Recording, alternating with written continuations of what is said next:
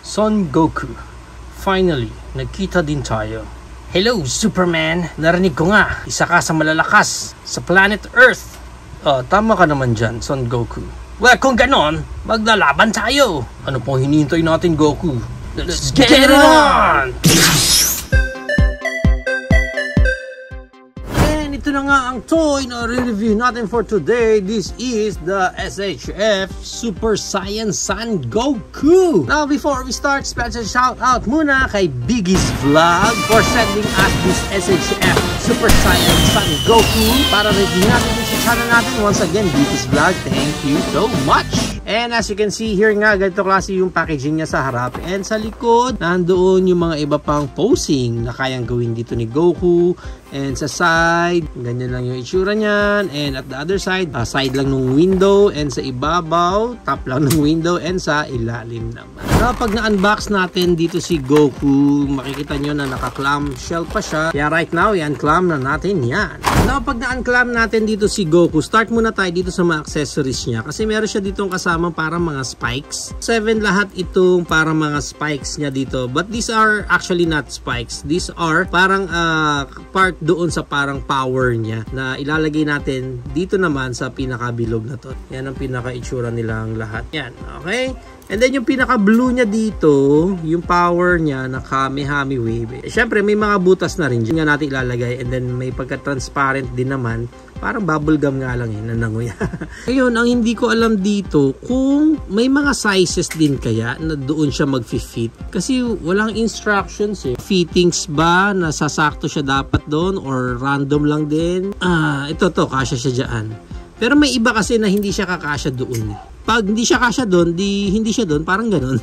Ang awkward lang kasi parang ang mangyayari nun. Susubukan mo lahat kung saan mag-fit yung pinaka-part na yon. Pero I hope you get the idea, no? Na parang pag ganyan yan, dyan naman yan pupunta. Parang race nung powers niya yan. Next, punta na tayo dito sa pairs of hands niya. Meron siya dito yung pang Wolfang Fist. Yan, parang ganyan na hands. Kasama yan dyan, dalawa din yan. Meron din siya ditong hands na stop. And then, meron din siya ditong hands na Kamehame Wave na hands. Parang naka-form na yung kamay niya ng ganun. And then, meron siya ditong hands ng bless you. Ayan, parang ganyan na kamay. Tapos, bless you, parang gano'n. Kasi ganyan ang itsura niyan. Ang kapartner niyan yata is parang ito, na hindi gaano naka-fold yung pinaka-dalawang daliri naman sa dulo. Okay, and then last pair of hands naman niya is itong may mga pegs niya na. Ayan, may mga naka-peg dyan. Hindi po sobrang daliri yan ni Goku. Kasi ito na yung kamay niya na kanyang pang Kamehame Wave na alagay naman natin yan dito ulit sa bubble gum natin na to, na hindi ko nga alam kung saang slot ba or tama ba yung slot na kabitan natin nun. I think parang ganyan naman yan. Yan, okay? So parang ganyan ang pinaka-itsura niya. And then meron din siya dito mga alternate face. Ito, check muna natin dito yung isa. This one is parang duguan. Tama ba? Duguan? Kasi yung highlight or yung pinaka-outline nung mukha niya dito parang color red no? Tapos parang may blood siya dito sa may bandang ilong niya. Hindi po si Vegeta yan. Mukha lang siyang Vegeta. Pero mukha po ni Goku yan. Okay, yan yung isang face niya. And then meron din siya ditong isa pa. This one naman is an angry face ulit. Nakaganon siya. Color red talaga, no, yung outline ng mata niya. Akala mo tuloy talaga parang dugo. And then last alternate face niya is yung nakaganon siya. Ito na, pag nagalit na si Goku, tapos na ang laban pag ganyan. Pero ang ganda rin ng paint doon sa loob ng bibig niya. Diba? Even yung mga ngipin niya is nagkaroon ng paint. Which is good, ganda. And then para ikabit mo itong mga alternate face niya, halimbawa, ito yung hair na gagamitin mo sa kanya. Tatanggalin mo lang to yung pinaka-bangs niya. Ayan, natatanggal po yan. Okay? Tatanggal yan and then kakabit mo muna yung head niya doon. Yan. And then, yan. Si Vegeta na nga siya. Hindi nga siya si Vegeta. And then, pwede mo nang ikabit itong isa niyang hair. Pag ganyan. Ayan, no? Wow! Ganda, no? Parang galit na galit talaga dito si Goku. Pero parang hindi bagay ito. Try natin itong isa, yung may bangs. Yan. Kaso nakaharang naman yung bangs niya sa mata niya. Pero anyway, ang ganda rin. Ito, mukha na siyang Goku dito. Pag ganyan. Meron pa tayo ditong isang accessories na makikita. Pero, nung chinek ko siya, mukhang natanggal lang sa peg. Dito siya dapat eh. Yan, dyan. So, natanggal yung dikit niya. Sa box pa lang, natanggal na siya. So, hindi ko na muna siya ikakabit. Let's move right along muna sa details dito ni Goku. So, yan ang itsura niya. Ganda ng hair. Ganda ng hair niya, no? Yung hair niya dito, parang pareho lang. Yung pinaka-bangs lang talaga yung pinagkaiba nila. Kasi sa likod, pareho lang eh. Check pa natin yung ibang details dito ni Goku. Ito medyo mukhang duling yung pagkaka-paint ng mata niya dito. Compared dun sa iba na na-check natin kanina. Yan pa iba pa niyang details. Yan, ganda ng pants niya. Ganda nung sa likod. Yan, sa ilalim. Wala nang pegs para paglagyan sana ng stand. And then yan. Pero ang ganda nung ilalim ng boots niya. Yan. I think ito yung Son Goku na kalaban niya si Frieza, no? Yung nanggaliiti na siya kay Frieza. Tapos naging unang Super Saiyan shots. Nakaganyan yung tingin niya, no? Yan, yung ganyang angle. Tapos, tan tan tan tan. Tapos wala na, nanginig na si Frieza.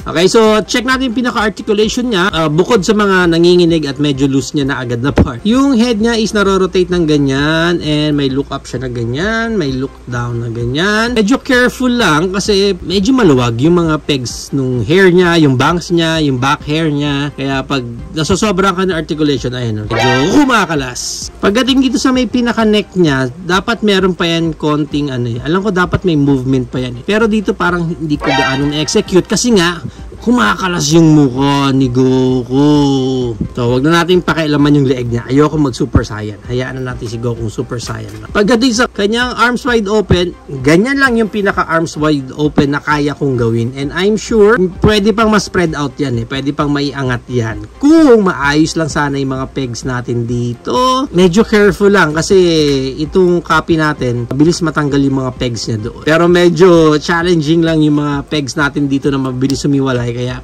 hindi natin ma-execute na maayos. May rotation siya dyan sa bicep niya and yung kanyang elbow bent, double naipit pa tayo.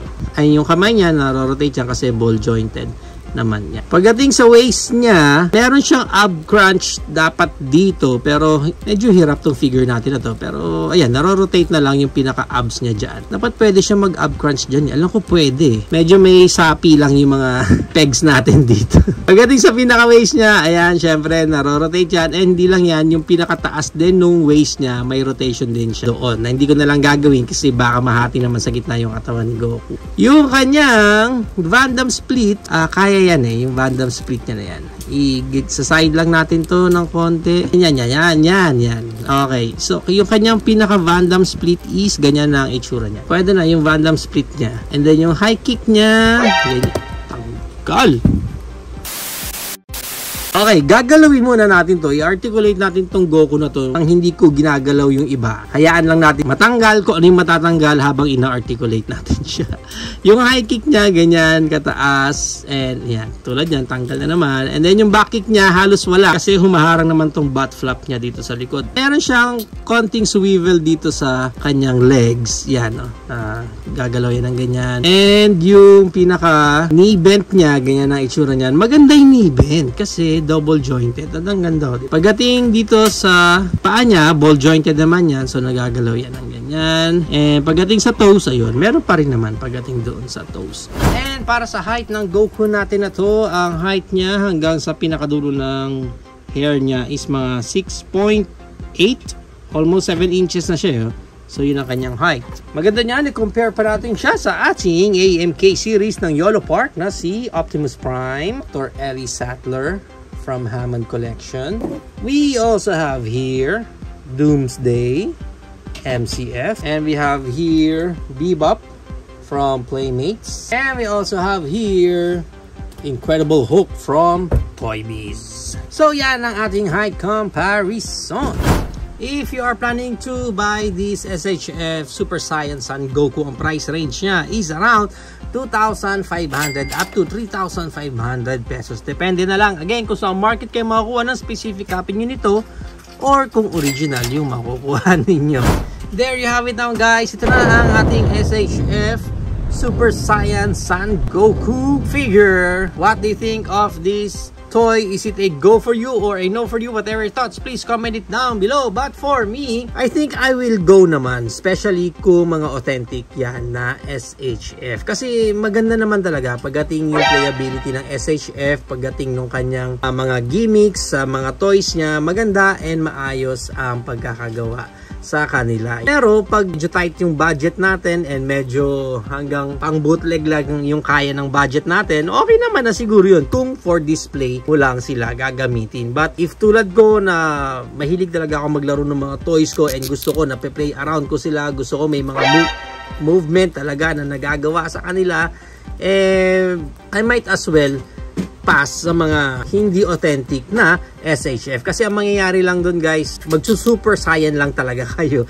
There are parts na mabilis makalas, hindi mo may enjoy yung playability niya na kung saan ipapwesto mo pa lang siya, makakalas at makakalas na kaagad na habang kinakabit mo yung portion na yon, part na yon, may ibang part naman siya na makakalas naman sa kanya. Ito nga ang figure natin na to, hindi pa natin natatanggal sa box pero may mga natanggal na agad sa kanya. Okay naman sana yung overall figure natin, ang dami din yung accessories na kasama dito, but yun nga, again, I don't think na mapagtsatsagaan natin palitan yung mga accessories pa niya habang naglalaro or nilalaro natin siya, na ang bearing naman nun lalo lang makakalas-kalas yung parang pinaka-figure natin. I think kung bibili ako ng bootleg or ng copy lang netong original na SHF na Goku, kahit pa paano good for display naman siya.